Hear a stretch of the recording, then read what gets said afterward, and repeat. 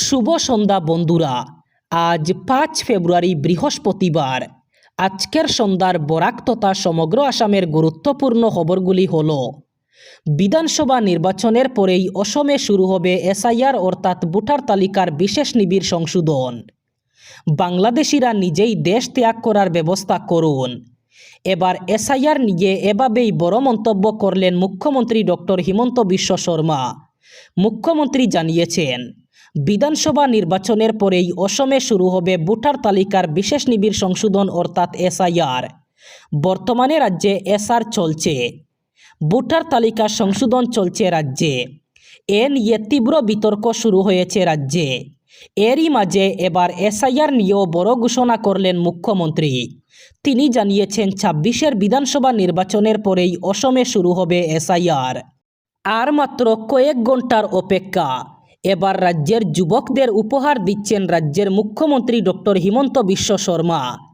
আগামীকাল রাজ্যের ৭৫,০০০ যুবকের অ্যাকাউন্টে আসতে চলেছে ১ লাখ টাকা করে। ইতিমধ্যেই প্রস্তুত করা হয়েছে হিতাধিকারীদের তালিকা। ৭৫,০০০ এবার পাবেন মোট ২ লাখ টাকা। আগামীকাল অর্থাৎ ৬ ফেব্রুয়ারি সরকার প্রথম কিস্তি হিসাবে ১ লাখ টাকা করে দেবে অ্যাকাউন্টে। প্রথম কিস্তির ১ লক্ষ টাকার ধন লাভ করবেন যুবকরা। আগামী ১৫ ফেব্রুয়ারি পর্যন্ত দেওয়া হবে এই টাকা। মুখ্যমন্ত্রী আত্মনির্ভর অসম অভিযানের অধীনে আবেদন করা যুবকরা লাভ করবেন এই টাকা। রাজ্যে বিধানসভা নির্বাচনের প্রাক মুহূর্তে আগামী ১৪ ফেব্রুয়ারি আবার অসম সফরে আসছেন প্রধানমন্ত্রী নরেন্দ্র মোদী। এবার প্রধানমন্ত্রীর উপস্থিতিতে মরানের জাতীয় সড়কে প্রদর্শন হবে রাফেল, সুখোই এবং তেজসের শক্তিশালী যুদ্ধ বিমানের প্রদর্শনী।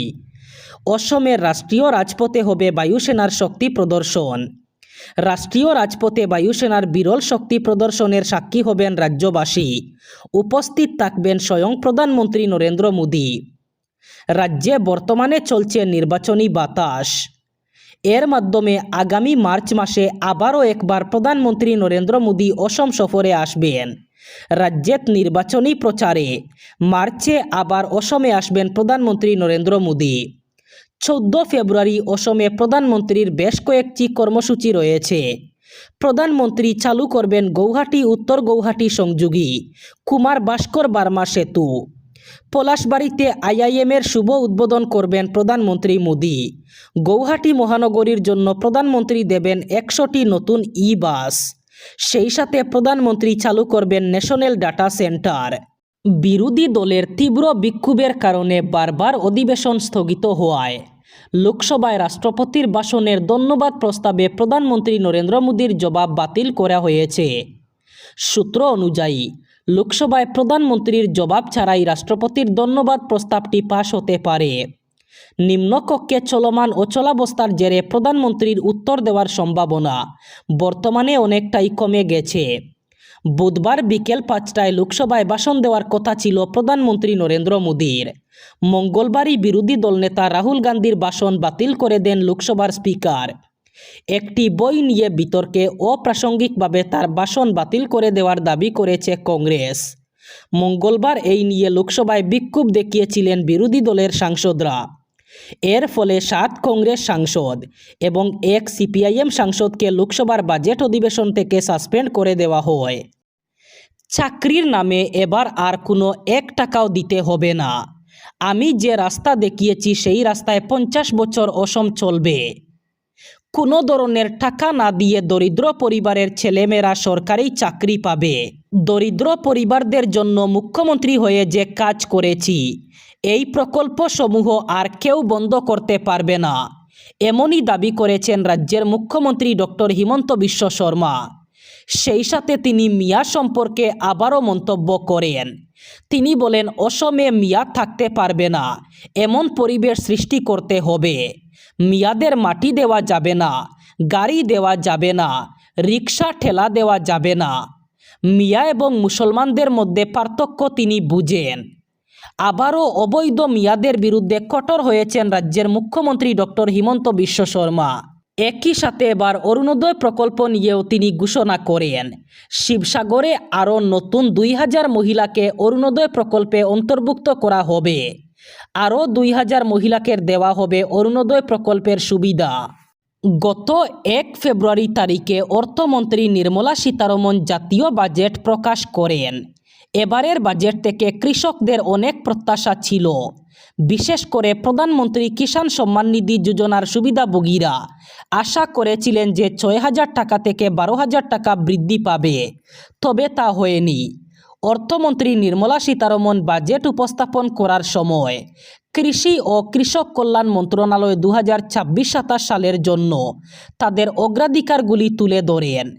এই বছর প্রধানমন্ত্রী কিষাণ সম্মান নিধিতে 63,500 কোটি টাকার বাজেট বরাদ্দ করা হয়েছে।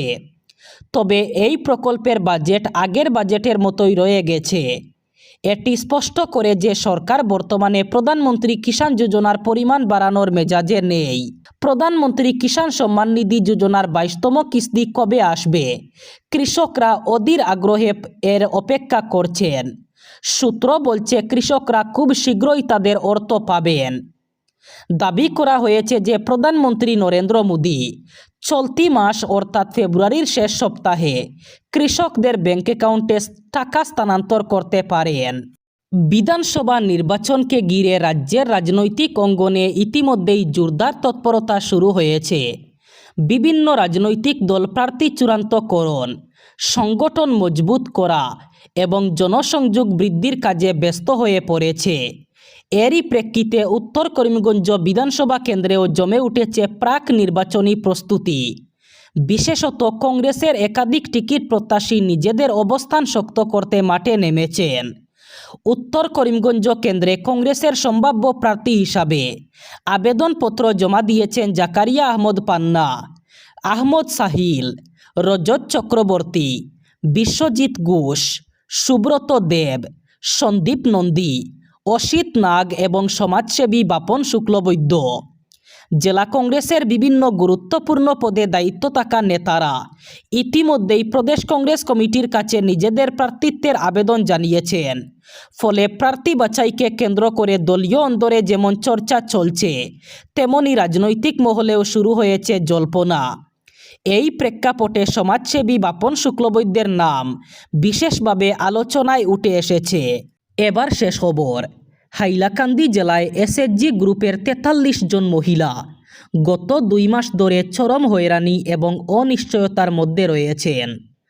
গত 6 ডিসেম্বর মুখ্যমন্ত্রী ডক্টর হিমন্ত বিশ্ব শর্মার হাত থেকে উদ্যমিতা প্রকল্পের চেক পেলেও আজ পর্যন্ত সেই অর্থ হাতে পাননি তারা। জানা গেছে গত 8 ডিসেম্বর কুয়ারপাড় চিবিটা বিচিয়া এলাকার পাঞ্জাব ন্যাশনাল ব্যাংকে চেকগুলি জমা দেওয়া হয়।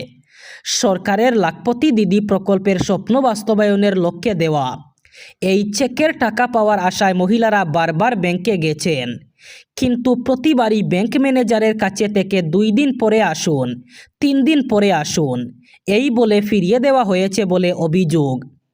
অবশেষে ব্যাংকের পক্ষ থেকে জানানো হয় চেকগুলি বাউন্স হয়েছে, ডেট সংশোধনের প্রয়োজন রয়েছে এবং বিষয়টি এসআরএম ডিপার্টমেন্টে রিটার্ন করা হয়েছে। ব্যাংক কর্তৃপক্ষের বক্তব্য, আমাদের হাতে কিছুই নেই, কিছু করতে পারবো না। এই ঘটনায় সংশ্লিষ্ট মহিলারা মানসিকভাবে ব্যঙ্গে পড়েছেন এবং ক্ষোভ প্রকাশ করেছেন। তারা বিষয়টি তুলে ধরে প্রশাসনের দৃষ্টি আকর্ষণ করেছেন। তাদের দাবি, অবিলম্বে সমস্যার সমাধান, দায়িত্বপ্রাপ্তদের বিরুদ্ধে যথাযথ ব্যবস্থা গ্রহণ এবং দ্রুত প্রাপ্য অর্থ প্রদান। দাবি না মানলে আন্দোলনে নামার হুঁশিয়ারি দিয়েছেন তারা। এই ছিল আজকের সন্ধ্যার গুরুত্বপূর্ণ খবরগুলি। ভিডিওটি অবশ্যই লাইক করবেন এবং চ্যানেলটি সাবস্ক্রাইব করবেন।